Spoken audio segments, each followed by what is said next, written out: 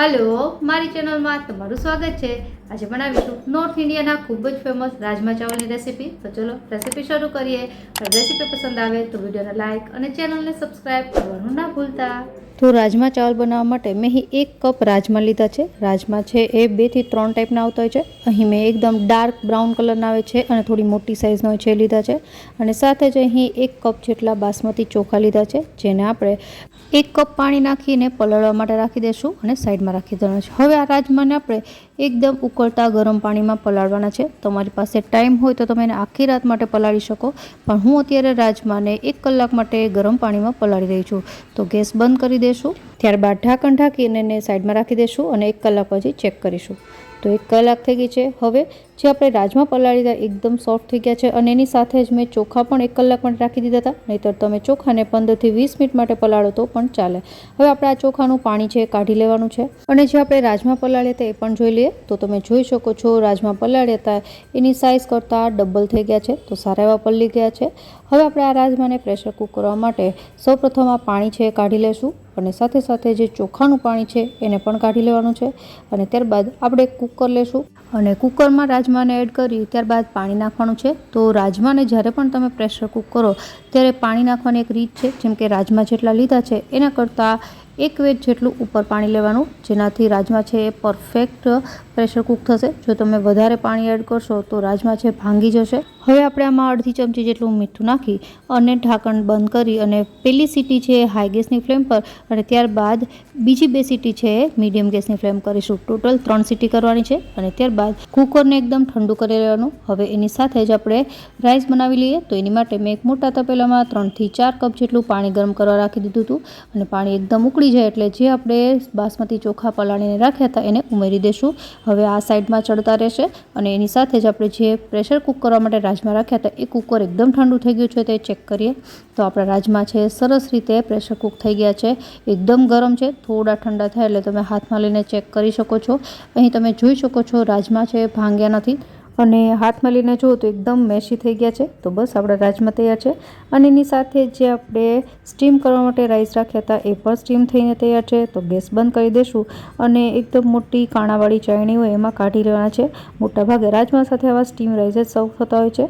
તો હવે રાજમા બનાવીએ। તો જાડા તળિયાવાળી કઢાઈમાં 2 થી 3 ટેબલસ્પૂન જેટલું તેલ ગરમ કરીશું। તેલ ગરમ થાય છે ત્યાં સુધીમાં વઘારમાં નાખવાની ઇલાયચી, જે બ્લેક ઇલાયચી આવે છે એને આવી રીતે ભાંગી લેવાની છે। રાજમામાં આ ઇલાયચીનો ઉપયોગ થતો હોય છે, જો ન હોય તો તમે સ્કીપ કરી શકો। તો તમે જોઈ શકો છો મેં એકદમ પાવડર નથી બનાવ્યો, બસ એને 1 થી 2 વખત આપણે દસ્તા મારીશું એટલે ભાંગી જશે। હવે આપણે વઘાર કરીએ। તો તેલ ગરમ થઈ ગયું છે, તો સૌપ્રથમ આપણે ½ ટીસ્પૂન જેટલું જીરું એડ કરીશું। જીરું કકડે એટલે 1/4 ટીસ્પૂન જેટલી હિંગ, ત્યારબાદ 1 તમાલપત્ર, 2 તજના ટુકડા અને જે ઇલાયચી આપણે ભાંગીને રાખી હતી એને એડ કરી દેવાની છે અને સાથે 2 થી 3 ટેબલસ્પૂન જેટલી આદુ, મરચાં અને લસણની પેસ્ટ ઉમેરવાની છે। મરચાં છે એકદમ તીખા ન લેવા। ત્યારબાદ અહીં મેં 2 મીડિયમ સાઇઝની ડુંગળી છે એની મિક્સર જારમાં પેસ્ટ બનાવી લીધી છે। તમે ઝીણી ડુંગળી સમારીને પણ એડ કરી શકો। અહીં ડુંગળીનું અને ટમેટાનું માપ ખાસ યાદ રાખવું, 3 ટમેટાં એની સામે 2 ડુંગળી લેવી। હવે ડુંગળી છે એમને કાચી સ્મેલ જતી રહે એની માટે આપણે એને 5 મિનિટ માટે મીડિયમ ટુ લો ગેસની ફ્લેમ પર સોતે કરવાનું છે અને એની સાથે જ આપણે અહીં ½ ટીસ્પૂન જેટલી હળદર ઉમેરી દઈશું, જેનાથી હળદરની પણ કાચી સ્મેલ ન આવે। તો એને સારી રીતે મિક્સ કરી અને આપણે 5 મિનિટ માટે તેલ છૂટું પડે ત્યાં સુધી સોતે કરવાની છે। તો તમે જોઈ શકો છો ધીમે ધીમે તેલ છૂટું પડવા લાગ્યું છે। તો હવે આપણે ઉમેરીશું આમાં ટમેટાની ગ્રેવી। તો અહીં મેં 3 મીડિયમ સાઇઝના ટમેટા લીધા છે, એની મિક્સર જારમાં જ પેસ્ટ બનાવી લીધી છે।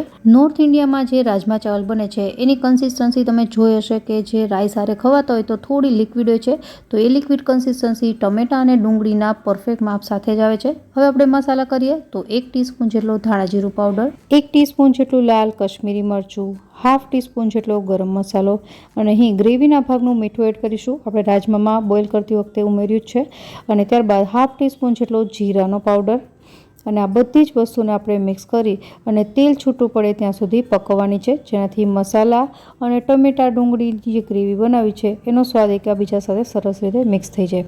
તો તેલ છૂટું પડી ગયું છે, તમે જોઈ શકો છો લગભગ 3 થી 4 મિનિટ જેવો સમય લાગે છે અને ગ્રેવી એકદમ ઘાટી થઈ ગઈ છે। તો હવે આપણે આમાં ઉમેરવાની છે કસૂરી મેથી। તો એ તેલ છૂટું પડે ત્યારબાદ જ ઉમેરવી। તો લગભગ અહીં 2 ટેબલસ્પૂન જેટલી કસૂરી મેથી છે, જેને આપણે હાથેથી જ મસળીને એડ કરી દઈશું અને એને મિક્સ કરી લઈશું। કસૂરી મેથીનો સ્વાદ રાજમામાં ખૂબ જ સરસ આવે છે। તો રાજમા માટેની ગ્રેવી એકદમ સરસ રીતે કૂક થઈ ગઈ છે। હવે આપણે રાજમા એડ કરીશું।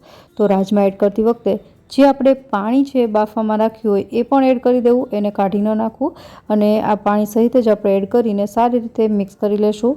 તો એક વખત સરસ રીતે મિક્સ થઈ જાય ત્યારબાદ જો જરૂર જણાય તો થોડું પાણી એડ ઉપરથી કરવું। તો અહીં તમે જોઈ શકો છો અત્યારે રાજમાની કન્સિસ્ટન્સી થોડી ઠીક છે, તો હું અહીં 1 કપ જેટલું પાણી એડ કરી અને ગેસની ફ્લેમ છે હાઈ કરી દઈશ અને ઢાંકણ ઢાંકીને એને 15 થી 20 મિનિટ માટે કૂક કરી લઈશ। રાજમા જેટલા વધારે સમય ઉકળશે એટલા ટેસ્ટી લાગશે અને વચ્ચે જરૂર જણાય તો ચમચો ફેરવતા જવાનો। આપણે 15 થી 20 મિનિટ પછી ચેક કરીએ તો તમે જોઈ શકો છો તેલ છૂટું પડી ગયું છે। તો આપણા રાજમા તૈયાર છે।